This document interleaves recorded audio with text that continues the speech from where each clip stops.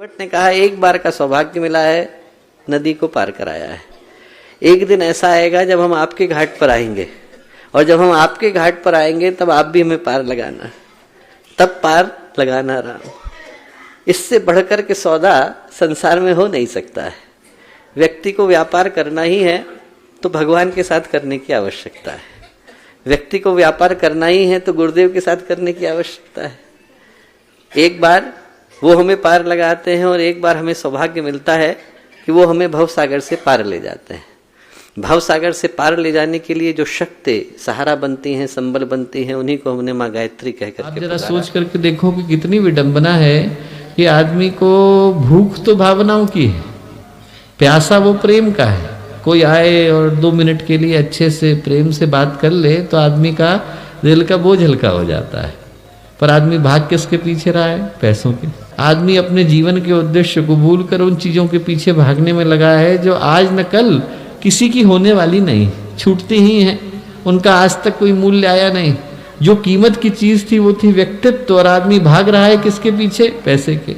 जो चीज मूल्य की थी वो था आचरण, आदमी का अपने जीवन का सुकून, और आदमी भाग रहा है किसके पीछे? बाहर के वैभव के। संसार अतृप्त कामनाओं का और निरर्थक सपनों का संसार है। यहाँ पर कोई सपनों के न मिलने से दुखी है तो कोई सपनों के पीछे भागने में सुखी है।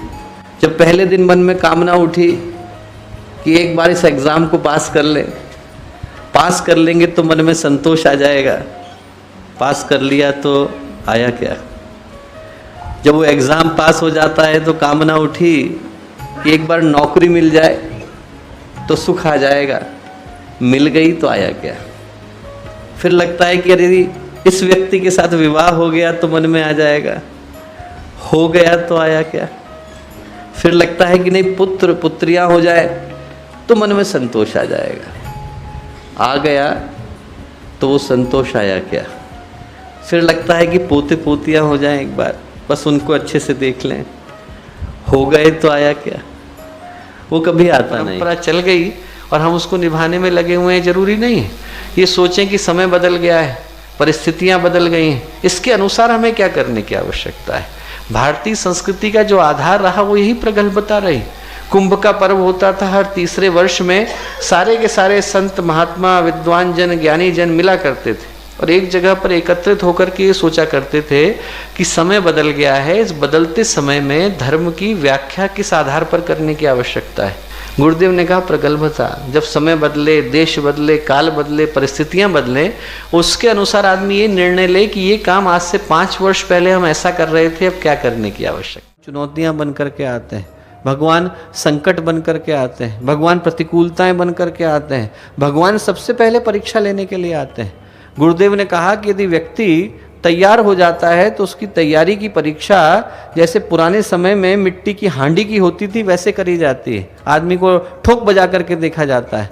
बोले पहले तो परिवार वाले विरोध करेंगे, फिर अपना मन जो है संकट खड़ा करेगा, फिर जो है सामने वाले संकट खड़ा करेंगे, और कोई करे न करे गुरुदेव बोले भगवान जरूर पूछते हैं, भगवान जरूर चेक करके देखेंगे कि जिस हम लोग जिस बर्तन को तैयार कर रहे हैं, जिस हांडी को तैयार किया जा रहा है वो मजबूत है कि नहीं, ये आघातों को प्रहारों को सह सकती है कि नहीं, ये अपने अंदर चुनौतियों को झेलने की ताकत रखती है कि नहीं।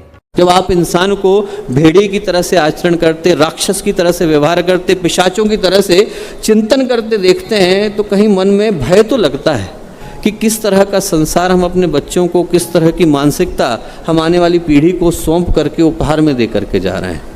आज जो परिस्थितियां हैं दोस्तों, उसमें इंसान मानवता को भुला करके बैठा है। जो उद्देश्य और लक्ष्य हम लोग मनुष्य के रूप में अपने साथ लेकर के आए थे वो कहीं व्यक्ति भुला करके और गंवा करके बैठा है। अंदर से अशांत है, अंदर से दुखी। सुखी रहना, प्रसन्न रहना, नैसर्गिक रूप से अपनी स्वाभाविक जिंदगी को जीना भूल गया है। अब बात करने के लिए जाए इंसान से तो इंसान काटने को दौड़ता है। परिवार अपने अस्तित्व के लिए संघर्ष करते नजर आते हैं। और जो समाज है, समाज में इंटरनेट पर जरूर फेक कम्युनिटीज़ एग्जिस्ट करती हैं, व्हाट्सएप के ग्रुप हैं, फेसबुक पर फोरम्स एग्जिस्ट करती हैं, ऑनलाइन कम्युनिटीज़ एग्जिस्ट करती हैं, पर जो रियल लाइफ है, जो असली ज़िंदगी है, उसका स्नेह, सहयोग, सहकार कहीं विदा से हो गए।